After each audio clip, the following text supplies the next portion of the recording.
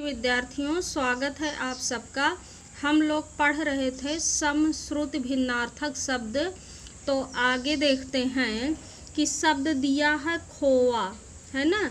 तो खोआ का अर्थ सब जानते हैं, दूध का बना हुआ ठोस पदार्थ। और खोया मतलब भूल गया या खो गया। गण कहते हैं समूह को, गण कहते हैं गिनने योग्य, गणना करने योग्य, या प्रत्यय इसमें लग गया है। उसके बाद ग्रह कहते हैं सूर्य चंद्र आदि को, और गृह है घर। गुड़ कहते हैं शक्कर को, और गूढ़ कहते हैं गंभीर को।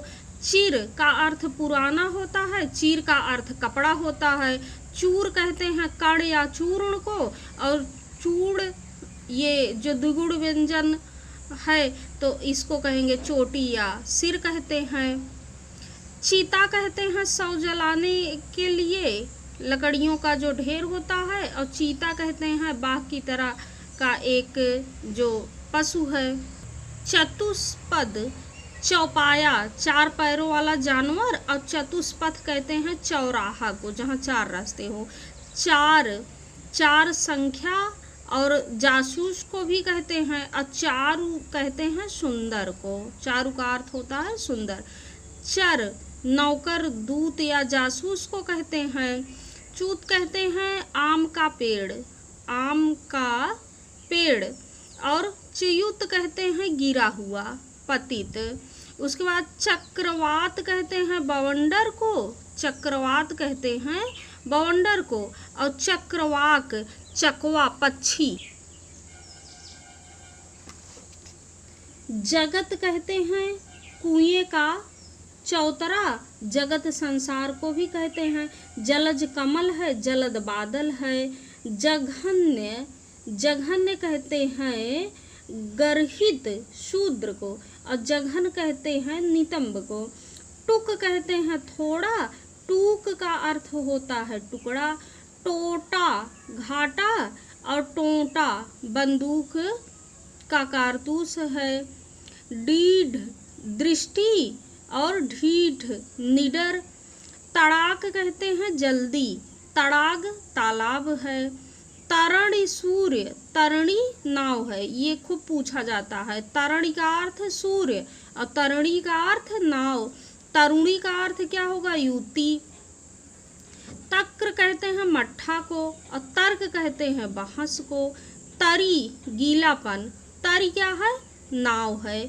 तुरंग का अर्थ होता है घोड़ा, और तरंग का अर्थ क्या है, लहर है। दार कहते हैं स्त्री को, और दारा जो है वो पत्नी का पर्यायवाची है। द्वार है दरवाजा। दूत कहते हैं संदेश वाहक को, और दयूत कहते हैं जुआ को, है ना। दिन का अर्थ दिवस, दीन का अर्थ गरीब। दारू का अर्थ लकड़ी, और दारू का अर्थ होता है शराब। द्वीप का अर्थ हाथी, द्वीप का अर्थ होता है टापू। दमन का अर्थ दबाना, और दामन का अर्थ आंचल या छोर होता है। दांत का अर्थ दसन, और दांत का अर्थ दान या दाता। दसन का अर्थ दांत, और दंसन का अर्थ हो जाएगा दांत से काटना। दाई, दाई का अर्थ है देने वाला या जवाबदेह। दाई जिसमें बड़ी ई रहेगा तो धात्री या दासी हो जाएगा। दीवा का अर्थ दिन, और दीवा का अर्थ दिया या दीपक, यह भी पूछा गया है। दीवा का अर्थ दिन, और दीवा या दिया का अर्थ क्या हो जाता है, दीपक हो जाता है। देव का अर्थ देवता हो जाएगा, और देव कहते हैं भाग्य को, यह भी पूछा गया है परीक्षा में। देव देवता, और देव जो है वो भाग्य है। द्रव, द्रव रस या पिघला हुआ। द्रव्य क्या है, पदार्थ या धन है। दंश कहते हैं डंक या काट को, और दस कहते हैं 10 का अंक। उसके बाद देखिए निहत मरा हुआ, निहित का अर्थ छिपा हुआ या संलग्न। नीर कहते हैं जल को, और नीड़ कहते हैं घोंसला को। नियत निश्चित, और नियति कहते हैं भाग्य को। नियत कहते हैं मनसा या इरादा को। नागर कहते हैं शहरी या चतुर व्यक्ति को, नागर शहरी या चतुर व्यक्ति को कहते हैं। नागरी कहते हैं चतुर नायिका को, और नगर का अर्थ होता है शहर। निशा का अर्थ रात्रि, नशा का अर्थ बेहोशी और मद, और निश्चल का अर्थ होगा छल रहित, निश्चल का अर्थ छल रहित, इसमें विसर्ग संधि हो जाएगा निश्चल में। और निश्चल का अर्थ होता है अटल, जो कि चलायमान न हो। नांदी का अर्थ है मंगलाचरण, नाटक का जो मंगलाचरण होता है। और नंदी, नंदी कहते हैं शिव के बैल को, नंदी कहते हैं शिव के बैल को। निमित्त का अर्थ है हेतु, और नमित का अर्थ है झुका हुआ। नीरज कमल है, नीरद बादल है। निर्झर का अर्थ झरना होता है, और निर्जर का अर्थ होता है देवता, और अजर का अर्थ भी होता है देवता। नहर, नहर, नहर का अर्थ होता है सिंचाई के लिए निकाली गई कृत्रिम नदी, और नाहर, नाहर सिंह का पर्यायवाची है, नाहर क्या है, सिंह का पर्यायवाची है। उसी प्रकार निशाकर का अर्थ चंद्रमा हो जाएगा, और निशाचर का अर्थ होता है राक्षस।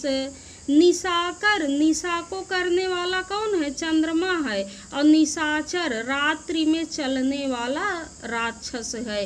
अब तो मनुष्य भी रात्रि में चलते हैं। नाई तरह या समान, नाई का अर्थ हो जाएगा तरह या उसके समान, कहते हैं ना उसकी नाई।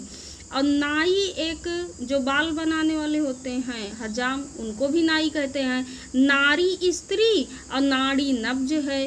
निशान झंडा है ना, दंती सा रहेगा तो झंडा, और निशान में जब तालब सा रहेगा तो चिन्ह हो जाएगा।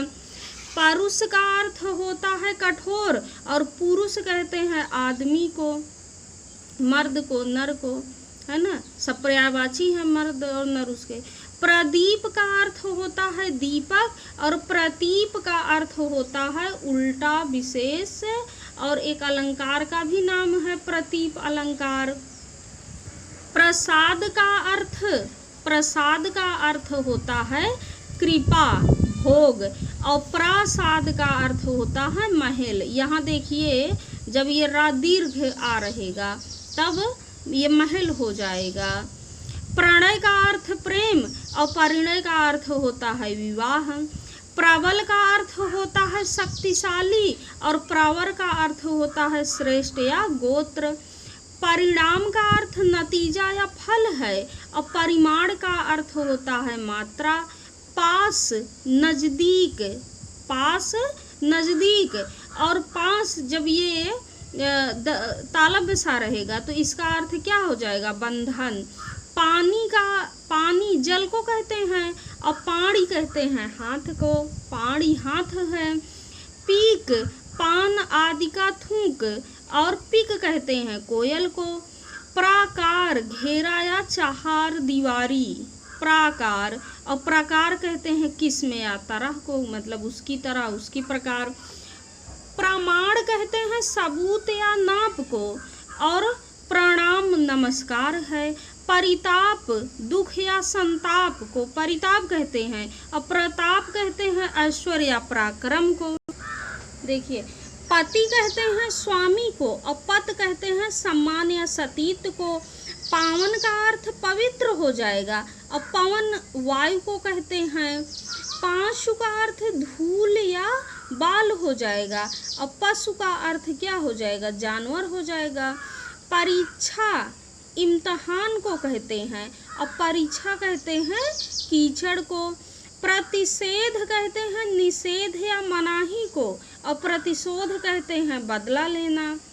पथ्य रोगी का भोजन पथ्य कहलाता है, और पथ कहते हैं रास्ते को। पूर, पूर कहते हैं बाढ़ या आधिक्य को, और पुर कहते हैं नगर को, जैसे किसी ग्राम के नाम के आगे पुर लगा रहता है। पार्श्व कहते हैं बगल को, है ना, पार्श्व कहते हैं बगल को, और पास कहते हैं बंधन को। पार्श्विक व्यंजन आपका कौन सा होता है, बताओ सोचकर। ला को कहते हैं पार्श्विक व्यंजन। प्रहर कहते हैं पहर को, समय को, और प्रहार कहते हैं चोट या आघात को। पोत जहाज को कहते हैं, पौत्र कहते हैं पोता को। प्राण जान, प्रण प्रतिज्ञा, पावन पवित्र, पाहन पत्थर। परवाह का अर्थ चिंता, परवाह का अर्थ चिंता, और प्रवाह का अर्थ बहाव या नदी, प्रवाह का अर्थ बहाव या नदी। पट तख्ता या उल्टा, कहते हैं ना पट करके रख दो, तो तख्ता को भी कहते हैं, उल्टा करने को भी कहते हैं। अब पट कहते हैं कपड़ा को। पट का एक अर्थ दरवाजा भी हो जाता है, पट का एक अर्थ दरवाजा भी होता है। बलि का अर्थ बलिदान है, और बलि का अर्थ वीर है। बास कहते हैं महक या गंध को, और वास कहते हैं निवास को। बहन का अर्थ भगनी होता है, बहन का तत्सम है भगनी, और वाहन का अर्थ ढोना, वहन करना, अर्थात भार ढोना एक तरह से। बल का अर्थ ताकत हो जाएगा, और वल कहते हैं मेघ को। बंदी कहते हैं कैदी को, और वंदी कहते हैं भाट या चारण को। बात कहते हैं वचन को, और वात का अर्थ होगा हवा। बुरा का अर्थ है खराब, और बुरा का अर्थ होता है शक्कर। वन का अर्थ है बनना या मजदूरी, और वन का अर्थ होता है जंगल। बहु, बहु का अर्थ बहुत, और बहू का अर्थ होता है पुत्र वधू या ब्याही स्त्री। बार कहते हैं दफा को, जैसे कहेंगे ना कई बार, कई दफा। और वार कहते हैं चोट को, वार करना, चोट पहुंचाना। और वार दिन को भी कहते हैं, जैसे रविवार सोमवार के आगे वार लग गया, दिन को कहते हैं। बाण कहते हैं आदत या चमक को, और वाण कहते हैं तीर को, बाण कहते हैं तीर को। वर्ण कहते हैं वर्ण घाव को, और वर्ण कहते हैं रंग या अक्षर को। ये वर्ण है, वर्ण आधा वा और पूरा रा, तो ये घाव हो जाएगा। और जब ये आधा रा रहेगा वर्ण, तब रंग अक्षर हो जाएगा, रंग अक्षर। और भंगी कहते हैं लहर या टेढ़ापन, भंगी कहते हैं लहर या टेढ़ापन। भंगी कहते हैं मेहतर को, मेहतर को जो झाड़ू लगाते हैं उनको कहते हैं मेहतर। भंग करने वाला, भंग। और भीड़ कहते हैं बर्रे या ततैया को, और भीड़ कहते हैं, भीड़ बर्रे या ततैया, और भीड़ कहते हैं जन समूह को। भित्ति दीवार या आधार है, भित्ति का अर्थ दीवार या आधार है, और भीत का अर्थ है डरा हुआ। भवन का अर्थ महल, और भुवन का अर्थ क्या है, संसार है।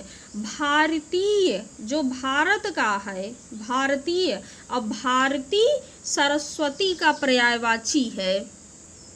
मूल का अर्थ हो जाएगा जड़, मूल का अर्थ जड़, और मूल्य का अर्थ हो जाएगा कीमत हो जाएगा।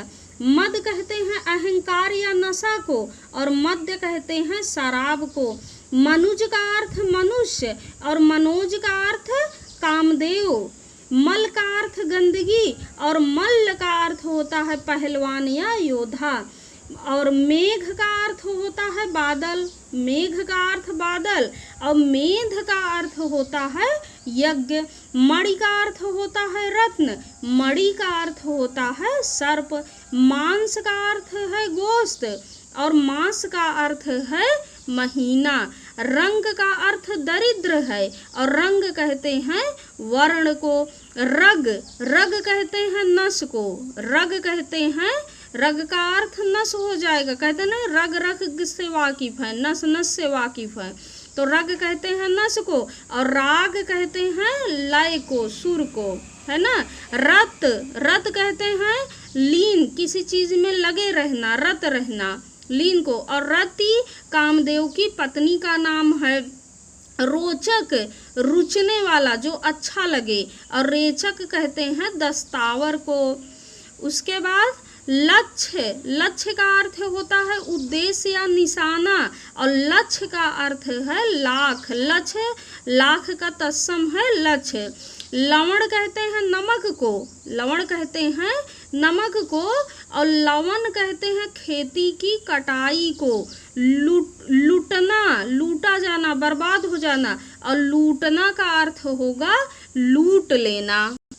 वित्त, वित्त कहते हैं धन को, वित्त कहते हैं धन को, और वृत्त कहते हैं गोलाकार छंद को भी कहते हैं।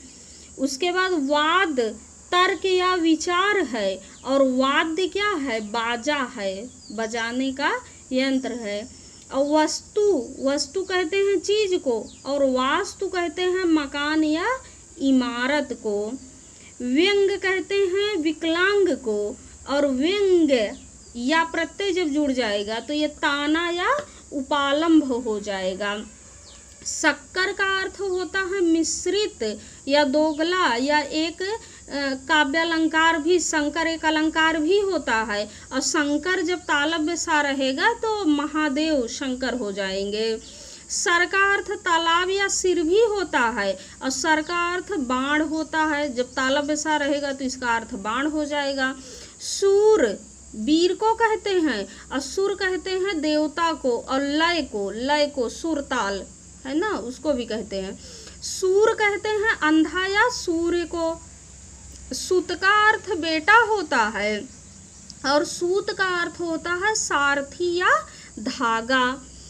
और सूच का अर्थ होता है सूची, सुई है ना, और सूची का अर्थ होगा विषय क्रम। सम का अर्थ होता है संयम, इंद्रिय निग्रह, और सम का अर्थ होता है समान। जब ये तालव्य सा रहेगा तो संयम या इंद्रिय निग्रह हो जाएगा, और जब दंती सा रहेगा तो समान हो जाएगा। सुमन का अर्थ होगा फूल, और सुमन का अर्थ होता है पुत्र। सुमन का अर्थ पुत्र होता है। ध्यान दीजिए, कभी कभी पर्यायवाची में भी पूछ लिया जाता है। स्वर्ग का अर्थ होगा तीसरा लोक, और सर्ग का अर्थ होता है अध्याय। सर्ग का अर्थ क्या होगा, अध्याय होगा। उसी तरह से सर्व का अर्थ शिव है, सर्व का अर्थ शिव है जब ये तालव्य सा रहेगा, और जब सर्व दंती सा रहेगा तो सभी समस्त हो जाएगा सर्व का अर्थ। सुखी अर्थात आनंदित, और सखी कहते हैं सहेली को। सागर, सागर शराब का प्याला, सागर शराब का प्याला है, और सागर समुद्र को भी कहते हैं, सागर समुद्र को भी कहते हैं, शराब के प्याले को भी। आगे देखिए, सुधि का अर्थ विद्वान या बुद्धिमान हो जाएगा, और सुधि कहते हैं स्मरण को, जैसे याद आना, याद करना, सुधि करना। सप्त का अर्थ साप पाया हुआ, साप पाया हुआ सप्त मतलब जिसे श्राप दिया गया हो। श्राप शुद्ध नहीं होता, शुद्ध साप ही होता है। और सप्त कहते हैं सात को। शहर का अर्थ नगर होता है, और शहर का अर्थ क्या होगा, सवेरा हो जाएगा। साला घर का मकान, साला घर को भी कहते हैं, मकान को भी कहते हैं, है ना। और साला जब दंती सा रहेगा तो पत्नी का भाई, ठीक। सन का अर्थ पटुआ, और सन जब ये ना हलंत रहेगा तो वर्ष को, साल को सन कहते हैं।